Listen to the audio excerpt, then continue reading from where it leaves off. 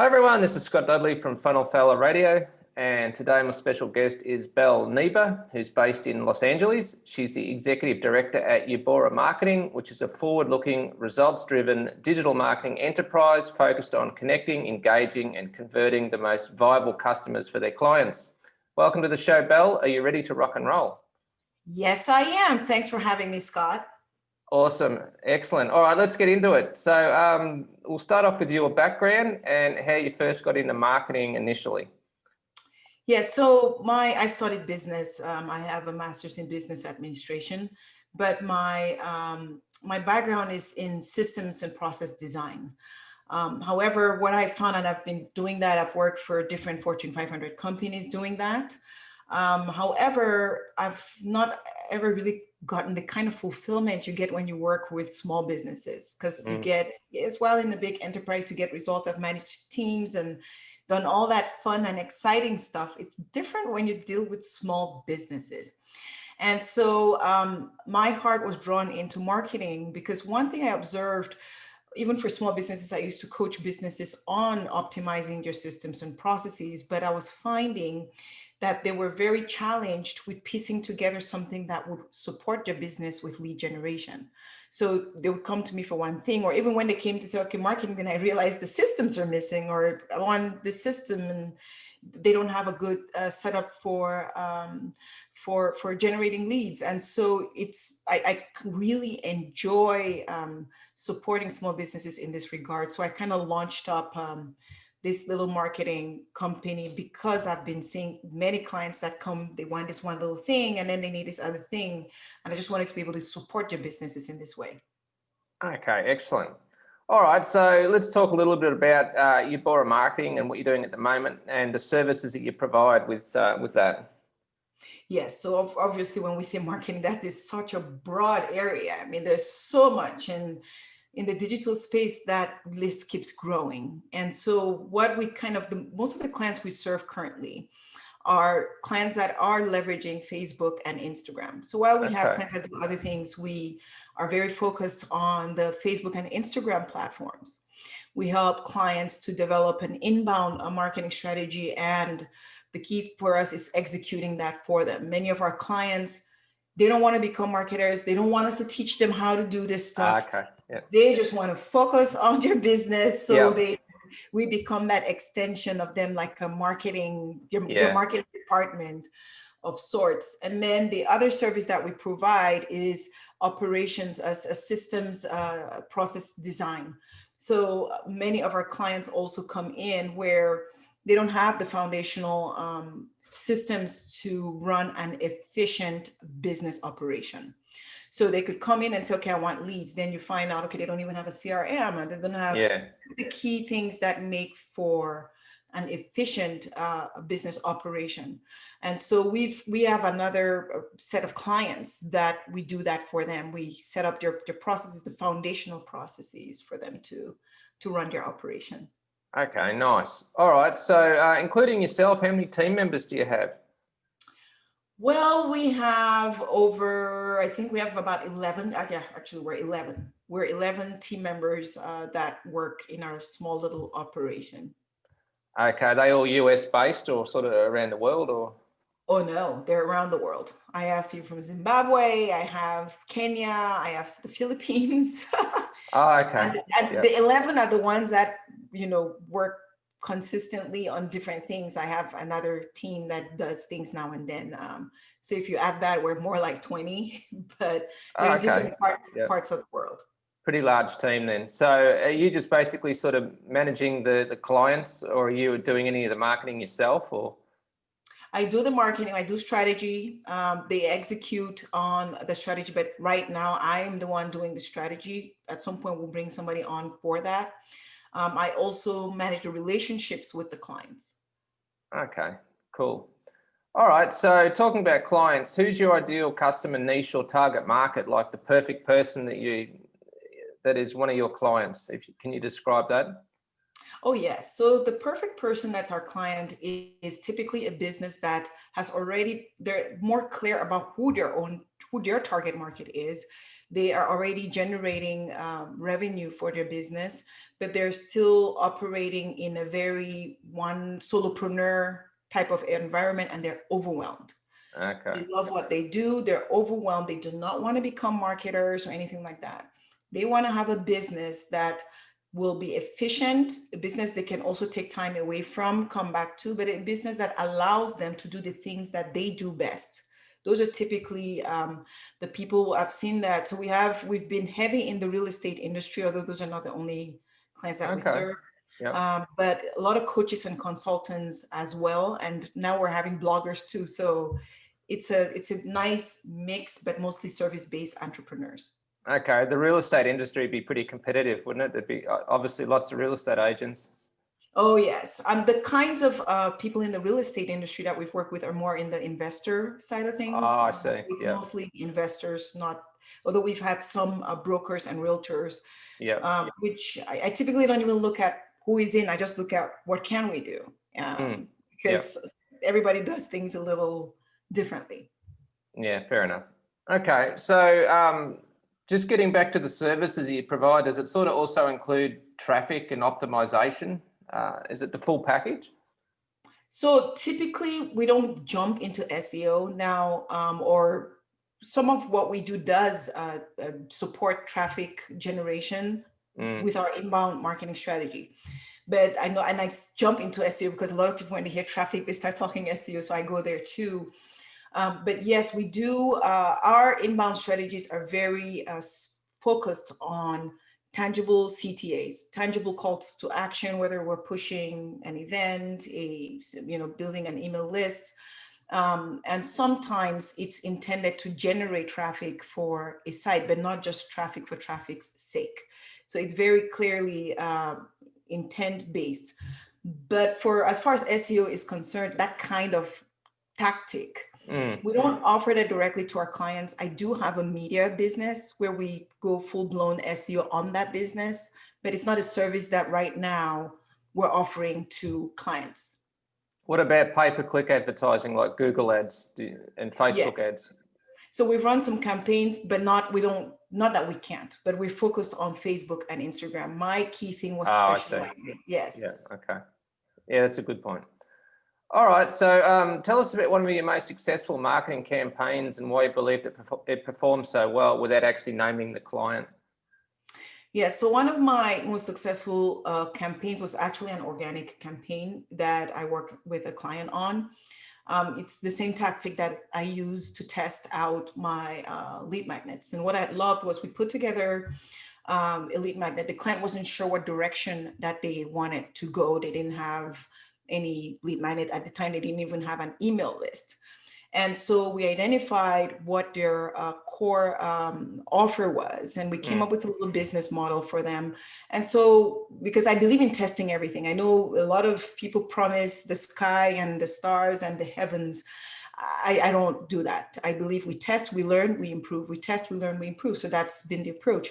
So when we ran this campaign, we went into Facebook groups using an organic strategy that I like to use. So we went in and we presented the offer. And at the time, I just needed to know, will anybody even show up to want it?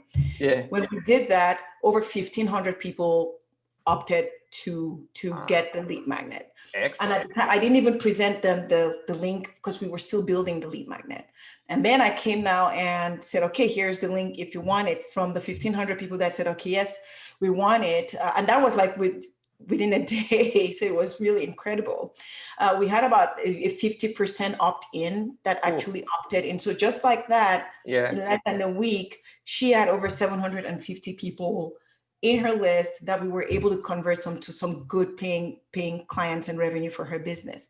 We tested her idea, and within the week, we tested her idea, saw that it was a good idea, got her clients all in a week's period. So that was very exciting. Yeah, I was just going to say, I bet she was really excited. Yeah. Oh my gosh, she was over the moon. Yeah, excellent. Always great to hear stories like that. All right. So what are your favorite online tools and platforms you use to run your business? Oh, that's a big question because I play with tools all the time, trying new things. Yeah. right now, I would say one that I have jumped on that I'm playing with and really loving it is Monday.com. Okay. Yeah. And that was, I kind of moved my team to that, and I'm loving the flexibility that comes with it. So that's kind of the big one, probably because it's the main one now that's in front of me that I'm using. Other tools, Choir is a great tool for Facebook ads. That I don't know if you've heard of Choir. That No, I haven't. Yeah. I use it. It kind of helps you run multiple ads, and it's much more efficient than trying to use the Facebook Okay. tools. So it's a fantastic tool.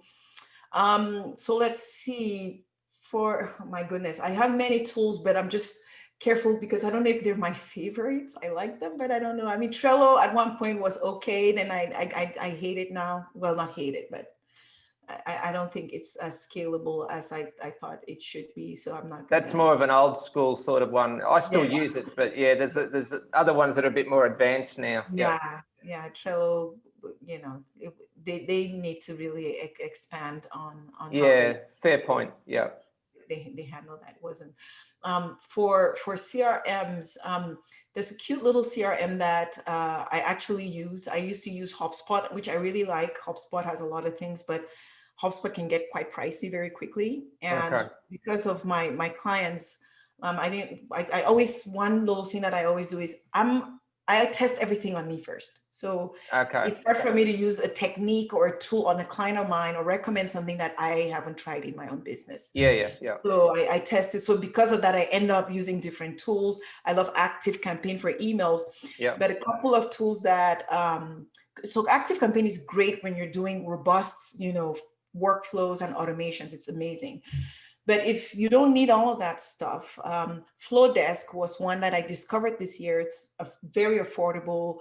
They don't, of course, currently they don't charge you based on the size of your list.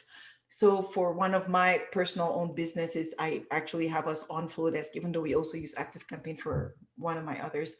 Another tool that I like, and I could go on tools. So Yeah. another one that I really like. Now, this one is a CRM. Again, it's not HubSpot, but it's very budget friendly. It's Honeybook. That's what they call it. So Honeybook, it's a great, nice little CRM. If you're a solopreneur, it can support your team.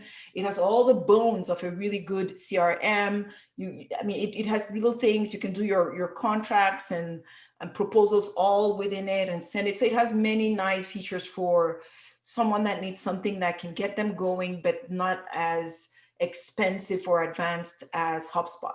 And these smaller tools I'm mentioning go for like $20, $40 a Okay. month. Whereas Yeah. HubSpot, you start hitting 500, 600, it just, Oh goes on. yeah. That's huge. Yeah. Okay. Yeah. Cool. All right then. So what are some of the biggest and most common mistakes that you see your clients making? That's a good one. One of the biggest mistakes that I see clients make is that they're married to tactics instead of thinking strategically. So Okay. you'll find, I had a client one time when he and I connected. He had been doing Facebook Lives for 3 years. His page hadn't grown.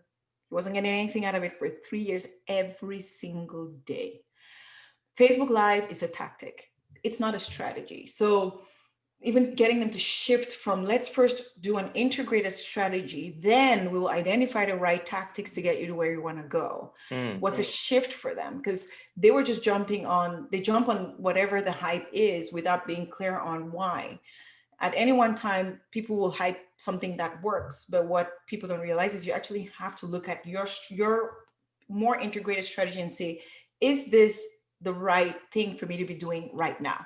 Yeah. And sometimes it's not. So I think that is if there's one big mistake I see clients do, is they're thinking tactically, not strategically. Okay. Yeah, that's a common thing I see as well. Sort of more invested in the micro level than the macro level. Correct. Yeah. Correct. All right, cool. So what's the biggest challenge that you consistently have to face while running your agency? Well, I think one of my biggest challenge will probably be finding the right people for my team. I have a good team going, but it takes going through a few people to get that right fit. So I would say personally, that has been my biggest challenge, is finding that right person that fits our culture, that is reliable and will be there and be able to produce consistently at the level that we like to see things done. Over the long term too, because I guess with freelancers, it's, you know, a lot of people can only stay for a few weeks or a few months and then go off and do something else. So ideally, it's better to have someone for the long term, isn't it? Yes. Oh, yes. Oh, yeah. Yeah, makes sense. All right. So what are you curious about or researching right now regarding digital marketing? Oh, what am I curious about? So one of the things, of course, on the platforms that we're very focused on, there are many different new features that come out every day. That's why I kind of had to tell my team, we can't take every project.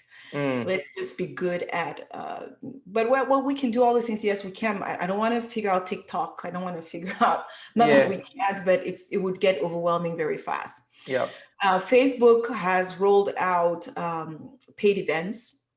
I found that quite interesting. I'm actually going to probably run one just to see how it works so I could recommend it to my clients, because I need to make the mistakes, as I said first. I need to see all the, you know, mistakes things I didn't think of before I'm recommending it to anyone. The other thing on Instagram that I am looking at, and you know, we are using, but it's something that I kind of want to do it even better, is Reels, Instagram Reels. I would like to really, you know, milk that to the right, because everything, when it's new, that's when it's hot, and that's when the platforms are more forgiving, because they're getting tighter and tighter with how they get with giving agencies like us, you know, a free pass in how we promote without paying.